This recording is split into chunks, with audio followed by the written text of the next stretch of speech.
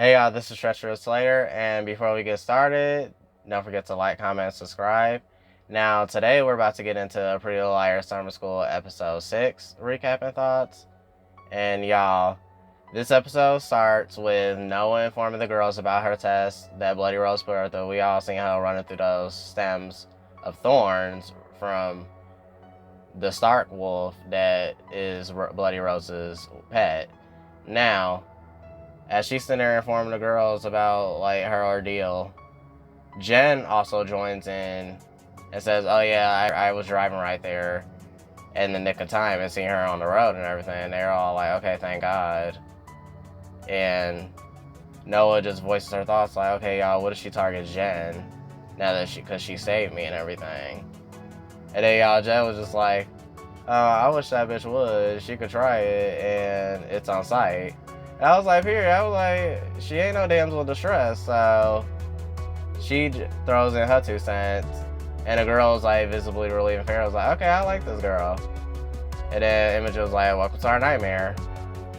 And then as Noah was like, yeah, I passed mine, so now that Mouse, Farron, and me are out the way, all that's left is, and then Imogen looks at Tabby and she was like, us, and then Tabby was like, right, us. So Mouse, asked the unnerving question, like, okay, like, what are y'all gonna do if y'all get a call or a letter?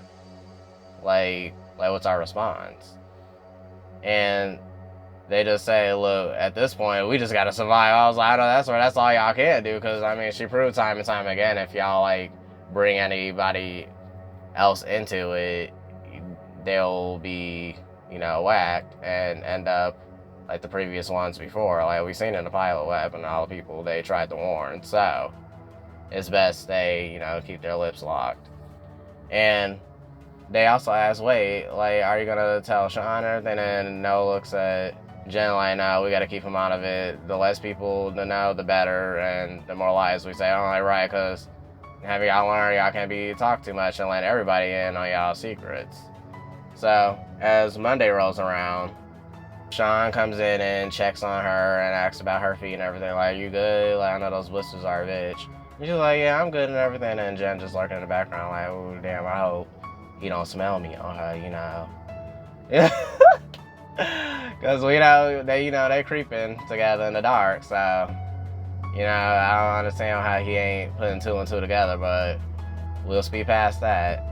And then she also was like, oh, yeah, here, babe. Like, here's the $2K that I owe you.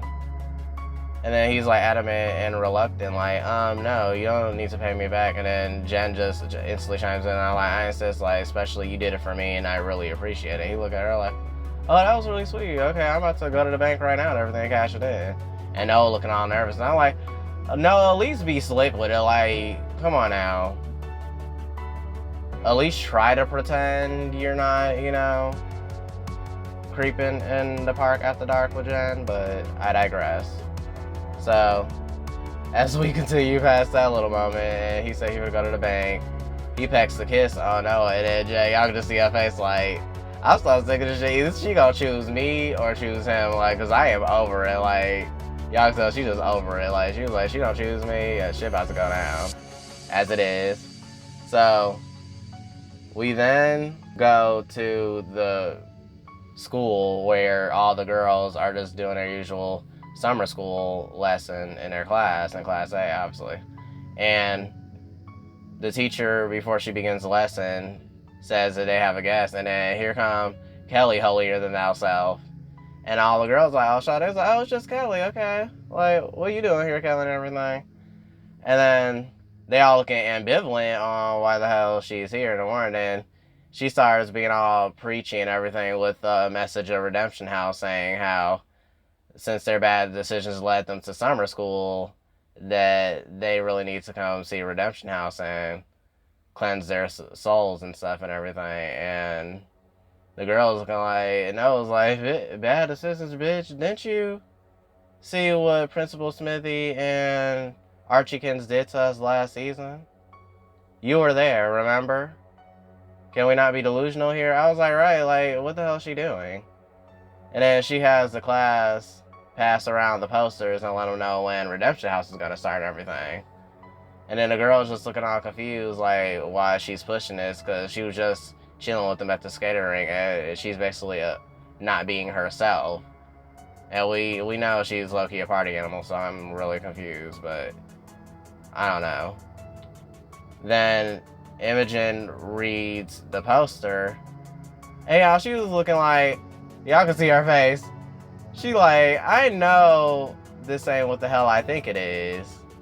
Hey y'all, we learned that Redemption House is being held at her house, which we know, like, everything that went down in her house last season. So she's gagged by that and just disgusted, like, okay, what the hell are they doing in my house? And then the girls immediately go to the library, call up Tabby mom, and then Sydney answer like, what's wrong? And she's like, Tabby asks her, Mom, did you sell the house to a church by any chance? And she was like, no, I just sold it to an LLC. Why? What's wrong? And she was like, oh, nothing, never mind. And then like, she hangs up and everything, and then Cindy just looking at the phone like, oh, okay, I guess we'll talk about that later. And then the girl was like, what does the Church of Our Mother Holy Grace want with Imogen's house? And everything. So yeah, we definitely finna find out what the hell they want with that house. So we speed past that. Then we see Tabby having a shift at the Orpheum with Christian, and she walks in saying, hi Christian. They talking about the upcoming premiere of Demons, and Tabby brings up that that's Wes's favorite movie. And then she's like, oh yeah, speaking of Wes, lame, subtly racist ass, where the hell is he? And then Christian's like, I don't know, like, I just assumed he was sick because he hasn't been coming in, and thanks to him, I had to let the AC man in. We see the AC man chilling over there trying to fix the AC. And then Tabby was like, that's weird. I know he's usually pissed about, you know, little dumb shit like that, but he usually blows it over in one day, so where the hell is he? Then she shoots him a text like, okay, we're worried, like, where the hell are you? We got shit to do. And then, y'all, the AC man called him over and was like, oh, look, I think I found a problem to the broken AC. And, y'all, they all looking at.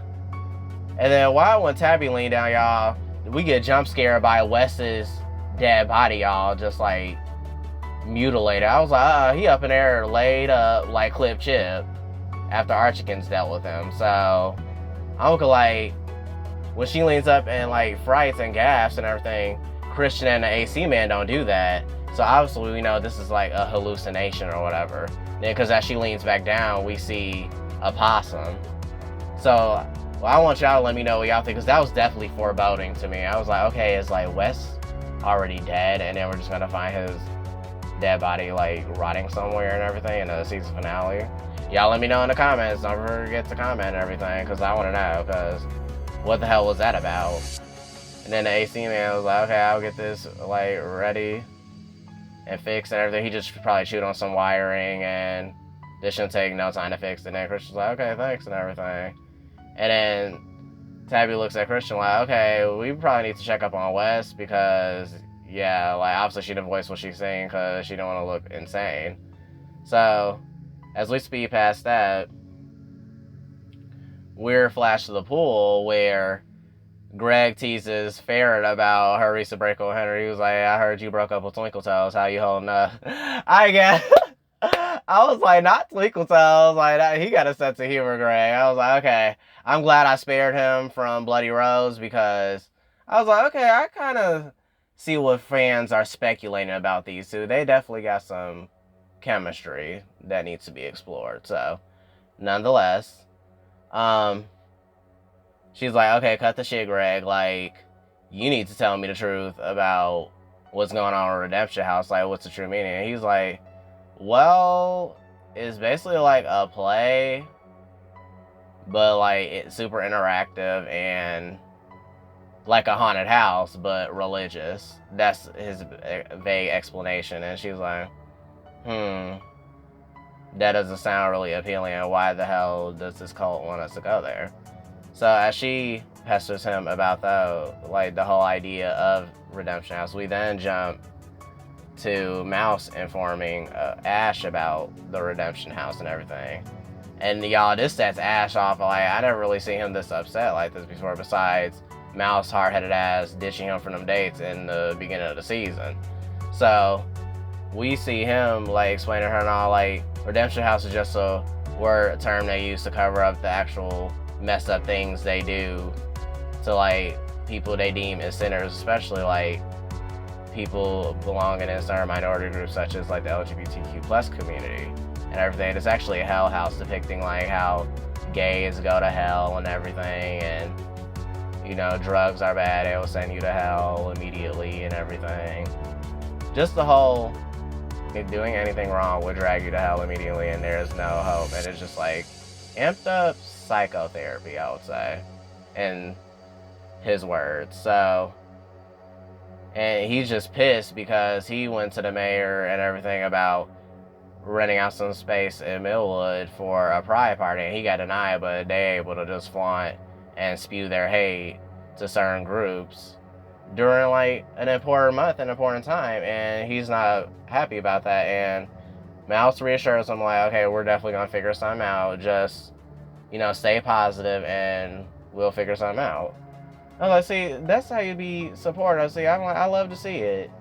So Mouse, please, you know, keep him calm and everything, because I love Ash. Ever since you popped up at Bloody Rose's cabin, I still got my eye on you too, because, you know, you probably have to release that pent up rage a little bit, you know. We don't ever know. Y'all let me know in the comments about that too. Okay, as we speed past that,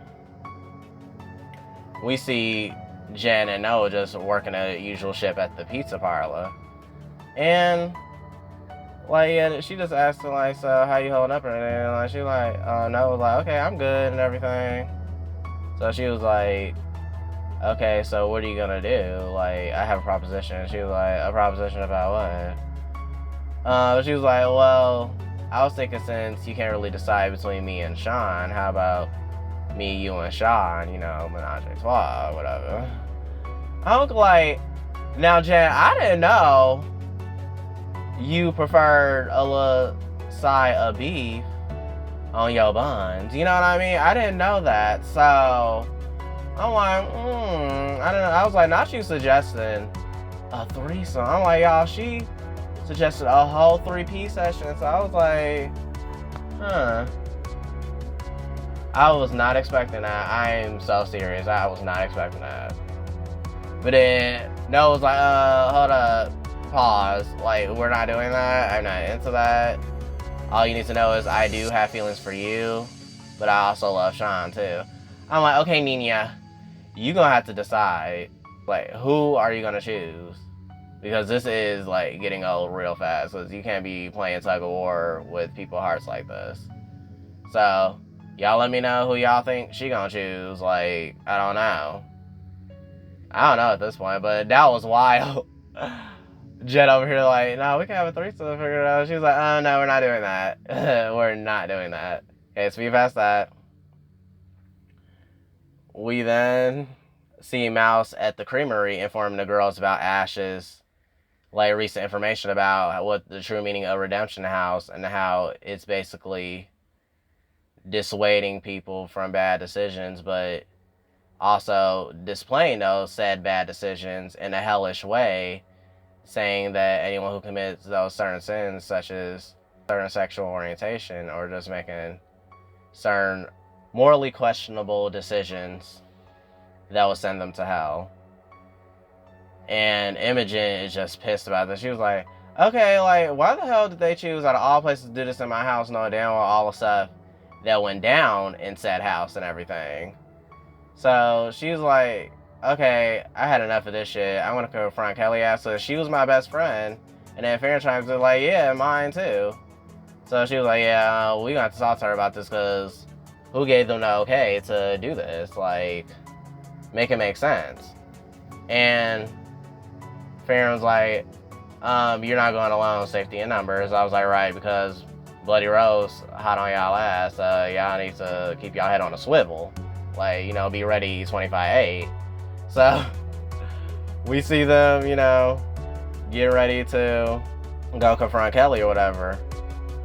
And then we're jumped to the building of what was Imogen's house, but now has this big ass redemption house sign that the Church of Mother Holy Grace put up. And Imogen and Farron's just standing there like, okay, this is not what it's hyped up to be, obviously. And Kelly comes up to them like, good morning, y'all, like, it hasn't even started yet, so what are y'all doing, and everything. And Farron's just like, okay, cut the shit, we know what Redemption House is really about, like, you're talking about some traumatic things, knowing damn well these topics are sensitive to a lot of people, and it's just morally wrong and everything. And she's like, no, this Redemption House is supposed to help cleanse our souls and redeem us so we don't make these bad decisions since we're already currently living in hell.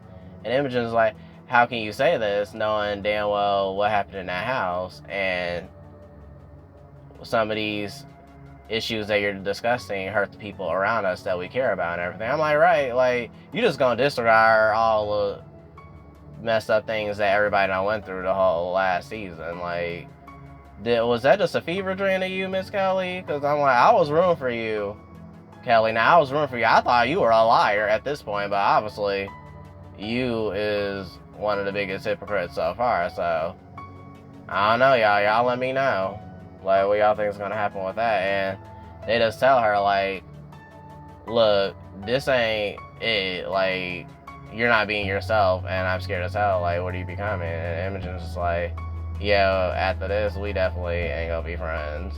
Like, you're crazy as hell. And then she constantly defends Redemption House with passion. Like, guys, just show up and you'll see the true meaning and how it's gonna help heal us from our past and everything. And then they all just, they side-eye each other like, okay, yeah, we definitely come in here to see what the hell is about to go on. Then we flash back to the creamery where Imogen tells Johnny about the Redemption House, and he's just like, he slightly kind of disregards it a little bit, like tries to make light of the situation, like, but aren't houses supposed to go up for rent and everything and all that?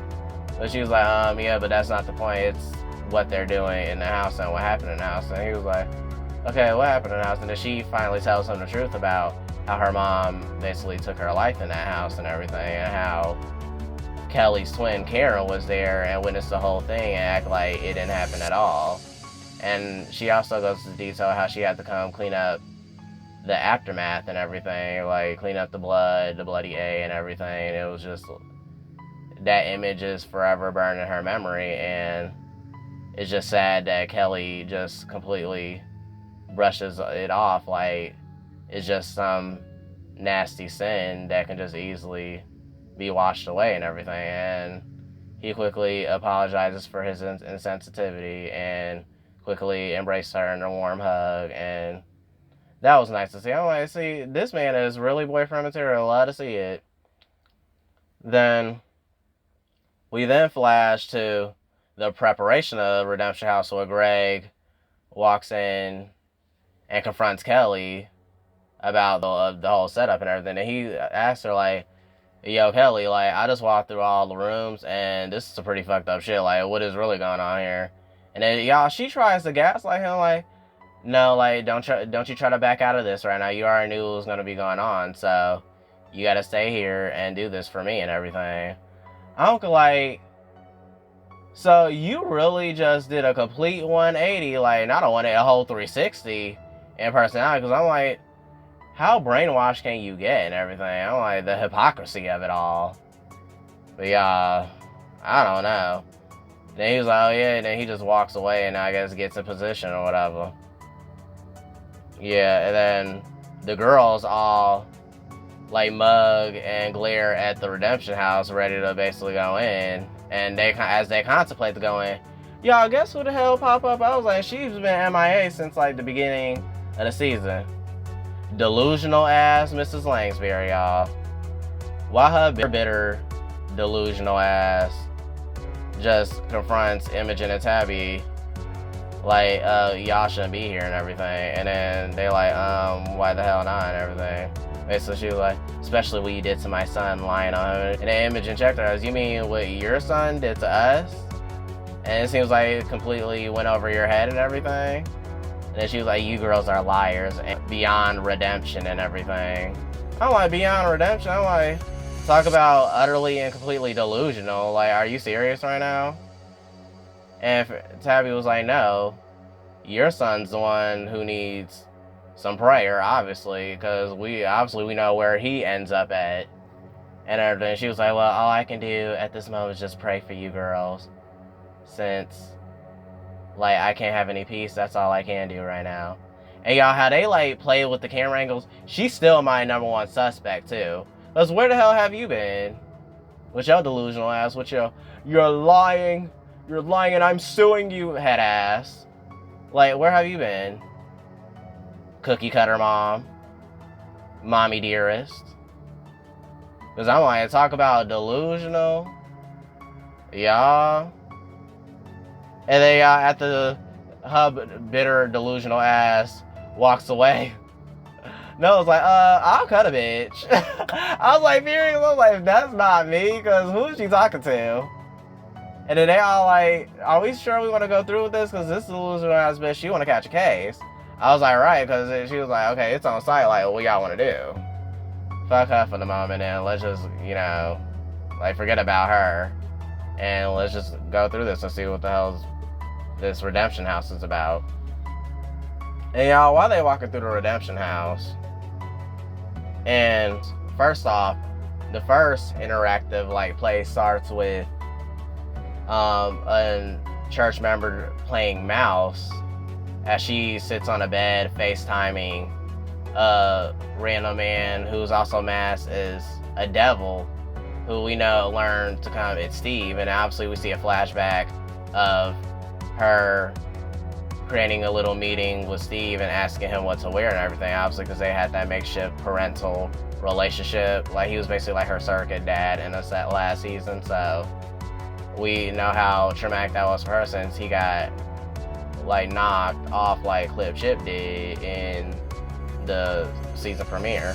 So as they walk past that one, they go to the next play, and then we see Noah's past moment with obviously her drug dealer giving her mom some drugs, obviously because we know she was a struggling addict and everything. And we see the church members just depicting they're beyond saving drug addicts and everything, and then that pisses Noah's off. And then they go to the next one, and then we just see some girls partying and drinking, and then this triggers Imogen as she took that like a bottle of vodka, and we know what that led to her essay.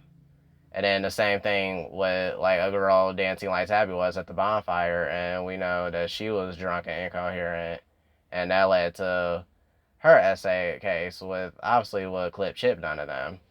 So they look at each other and catch their breaths and lock hands.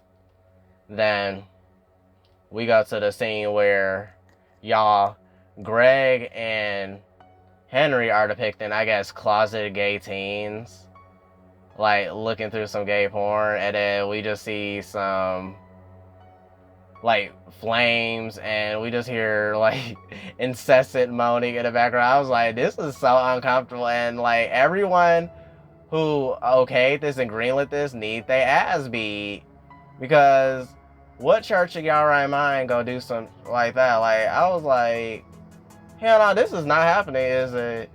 And then Farron just goes out loud. She like, I know, like, this ain't what I think it is. Like, she was like, Henry, your noodleback ass got gay friends, so I know you ain't over here trying to say being gay gonna send you automatically to hell. And Greg, I know damn well this ain't how you truly feel. If this is, like, I don't fuck with both of y'all. And like she said, y'all both need to get y'all heads on straight, or I just don't want to see y'all anymore.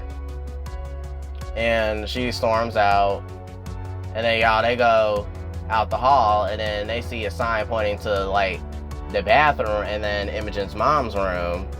And then y'all, as they creep in Imogen's mom's room, we see bed like all shrouded and everything with ribbon. Now we seen in the posters, like, now I was like, okay, now I'm starting to put two and two together. Noah asked her, Imogen, whose room is this? And she's like, this is my mom's. And then y'all, she yanks back the bed curtain. And then why the hell we see Kelly, fake ass, all sprawled out, her wrists like pretended to be Slash, obviously, like Imogen's mom.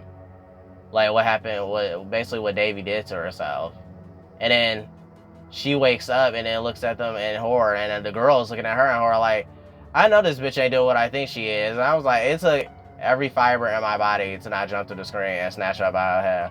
Because what the hell are you doing? Depicting your friend's dead mother and how she took her own life and everything. That's some deceitful, spiteful stuff right there. That's some deep, malevolent energy right there. I don't know what the hell that was. I was like, that was so bad. And she just goes into character like, oh, please save me, like, please forgive me and don't send me to hell. Then they turn around and see someone portraying themselves as death and everything. She's like, please spare me, and everything. And then, like, Image was like, okay, get me the hell out of here before I beat her ass. And then they get her out of there. Then they like, okay, Imogen, you good and everything? And then Imogen just, like, she sees this axe planted on the stump, and then she, like, say last today, y'all, we see her taking that axe and smashing the power of the house, and then everybody, like, screaming, like, okay, what the hell going on? And then we see her back up, and look how iconic she looks. She's just over this shit. She was like, not in my fucking house. I was like, I know that's right, cuz who paid the bills here? None of y'all do, obviously. Cause, like, well, that was just disrespectful and vile. I'm like, talk about want to redeem some and purify some souls, but spreading all that hate and malevolence. Like, I really don't understand the hypocrisy of it all, but I digress. We speed past that. We see Pastor Malachi trying to go and recover the power in the cellar of the house. And then his hypocritical Bennett people mama over in the confessional booth ass go spot Bloody Rose. Yeah, I was like, oh shit, here we go. We finna start. And then Bloody Rose, like, just threw her at him amusingly, and like he like, oh, don't tell me you're one of those protesters and everything. I could give you a personal tour or whatever of Redemption House and see how you can redeem yourself. I'm like, you just dirty, just filthy, vile, full of sin. And you have the gall to call yourself a follower of the Lord. How hypocritical and distasteful. Classless. And then y'all, woo! Bloody Rose like, oh yeah, and then y'all, she just stabs him dead in the head. I'm like, see, I mean, God don't like ugly. God does not like ugly. So, I'm like, you talking about you want to get her a personal tour, and she gave you a personal tour of that blade in your eye. So we see him collapse like, cannon fodder, and she just drags him off the screen. I'm like, see what all that lying and hate gets you, and all that hypocrisy? Then we flash to Tabby at Christian's place, informing him on what the hell they just witnessed at Redemption House, and how they ran into Clip Chip's mom, and how she's still calling them liars and saying they just made it all up for, how she is, like, oh, I want to sue you for defamation, blah, blah, blah. Oh, like, Bloody Rose, if she's not Bloody Rose, get her next. Because I'm so sick of her. I can't stand no delusional person. Especially when the evidence is all right there. Like, please be serious. Anyways, he then suggests they watch a horror comedy and everything, and yeah, he suggests they watch Shaun of the Dead, even though me personally, I would have had her watch, Tragedy Girls, because that's definitely one of the best horror comedies that was ever released. If y'all haven't watched Tragedy Girls, y'all need to check that out. Funny as hell. But as we speed past that, we see Mouse informing Ash again in her room about the hell that was Redemption House and everything, and he's just like really broken down right now. He's heartbroken, like, at how easily they are able to portray all of that hate, and thanks to messages like that, what they depicted, a lot of trans youth and other LGBTQ plus youth, like, just continue to take their lives due to people like that being around. It just really makes him sick to his stomach. And he even tried to talk to the town's hall again and everything, and they still denied him a ride and everything. And then Mouse quickly cheers him up about how, although there's horrible people, we can still make a difference. And she's like, wait, I got an idea. We could just throw a pride party at Farron's pool, and everything. I was like, right, see, always create an alternative where everyone could celebrate their peace and love and be whoever the hell they are. And yeah, that should be the way of the world, but it's not. But yeah. We then see them like being all ecstatic and everything. He pecks her a kiss, like, oh, that's a good idea and everything. Love you. And then Tuesday rolls around, y'all, and then Imogen, just standing on business, confronts Kelly about betraying her mom, going to hell and everything. She would walk past Mrs. Beasley, hypocritical ass, like, what are you doing? And then her psychotic ass out the way. And then she goes straight towards Kelly's prayer closet, her carry closet, y'all. And then she slams the door in Mrs. Beasley's face, and then she just shook, because she was like, yeah. I'm like, you better stay right there for she, knock that nose loose. So she asked her, like, okay, Kelly, what the hell was all that? And not you, like, saying how drinking at a party could lead to SA, and how committing suicide also could lead you to going to hell and everything. Like, what's that about? And everything. And she tries to substantiate her support for doing the whole redemption house thing as she looks at a photo of Karen. She was, and then Imogen, cut that bullshit. You can't blame your vile, evil ass sister for the shit you just did. Not to mention yo molesting ass, DL ass father, who's definitely frying in the furnace right now as we speak. And then she just collapsed and tried to play the victim, like, I know they're both in hell. Like, I'm like, well, girl, you don't know where they ended up at. That's the whole point. And it was just like, okay, bitch, like, save your crocodile tears. Since you so afraid of hell, I'm gonna make your life a living hell. Every living second of your time, I'm about to make a living hell. So, don't think we ever gonna be cool after this. So, get ready, bitch, and bye. And she leaves, and I was like, period, like, because that was just evil. You as your best friend, supposedly best friend, portraying your friend's dead mother like that, like, that's just some heartless shit right there. I was like, ugh, disgusting. I'm like, girl, now, like she said, pray about that, bitch. Now, we then flash to Christian and Tabby, like, going to Wes's apartment, and they learn that his door's unlocked, and Tabby's like, this is weird. He's paranoid, thanks to the Strangers movie, so he never leaves his door unlocked. And then they learn that Wes been copying Christian's designs with his mask, but they look like cheap knockoffs, as Tabby comments, and saying they'll never match the real thing. And she also looks at his laptop and notices he's been trolling on Spooky Spaghetti and everything. So, and then Christian brings up, wait, couldn't he be the one who leaked y'all numbers and everything? And she's like, maybe. She's like, okay, fuck all this. Let's go to the Pride party. So, y'all, we go to the Pride at the pool and everything. And, like, everyone's just looking so beautiful. The vibe is just peaceful and loving. And I just love this thing so much. Everybody just, like, turning up, outfit slayed. Everybody not gonna play and everything. So I was like, see, this is what depicts a peaceful setting and a peaceful gathering of people who just want to love and peace and harmony. It's not that difficult to understand. So we see Ash and Mouse having a cute little heart-to-heart, and she basically saying, although there's horrible people, we could be the good people in the world. And she's like, be who you are for your pride. And then they kiss or whatever. Then Tabby and Imogen just making posters about, like, social awareness and everything. And then they peep Christian and Johnny bonding and everything. Then Tabby brings up, oh yeah, we definitely doing that double date soon. Then we see Greg, chit-chatting with, Farron about, like, look, I quit Redemption House. And y'all, she like, oh.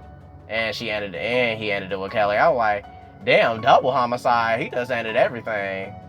And they, we learned that apparently he's a cousin to Kevin from Riverdale. I was like, see, Robert, I see what you did there. You ain't slick. I see what you did.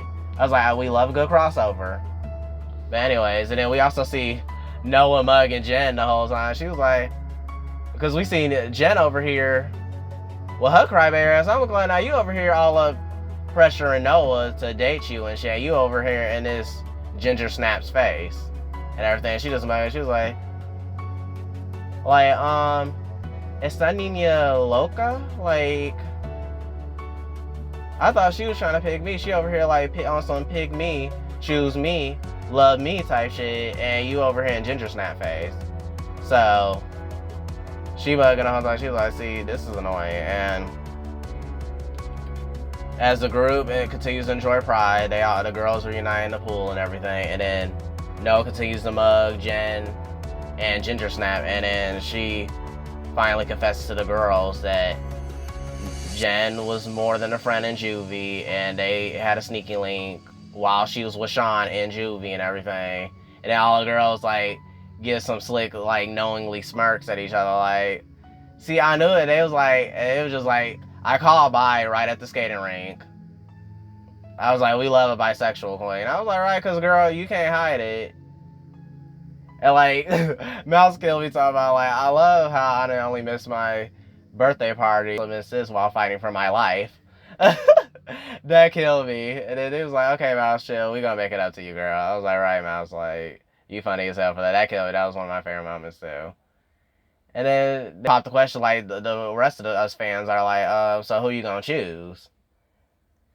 And then she was like, well, I love Sean and everything, but I just feel like I have more in common with Jen and everything. I'm like, okay, why you ain't being upfront with that with Jen then? You just told her you need some time.